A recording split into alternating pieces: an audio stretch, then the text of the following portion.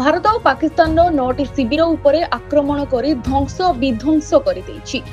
ମଙ୍ଗଳବାର ମଧ୍ୟରାତ୍ର 1:44 ପାକିସ୍ତାନ ଉପରେ ଆକ୍ରମଣ କରାଯାଇଥିଲା, ଯେଉଁଥିରେ ପ୍ରାୟ 90ରୁ ଉର୍ଦ୍ଧ୍ୱ ଆତଙ୍କବାଦୀ ନିହତ ହୋଇଥିଲେ।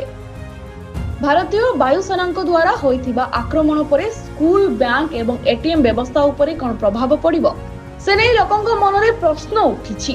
ଅନ୍ୟପଟେ ଭାରତର ସ୍ଥିତି ବର୍ତ୍ତମାନ ସ୍ଥିର ରହିଛି। ଭାରତର ସୁରକ୍ଷା ଏଜେନ୍ସି ଗୁଡ଼ିକ ହାଇ ଆଲର୍ଟରେ ରହିଛନ୍ତି।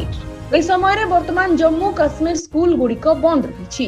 ପିଲାମାନଙ୍କୁ ଅନ୍ୟ ରାଜ୍ୟର ସ୍କୁଲ ପଠାଯାଇ ପାରିବ ବୋଲି ପ୍ରଶାସନ ପକ୍ଷରୁ ସୂଚନା ମିଳିଛି।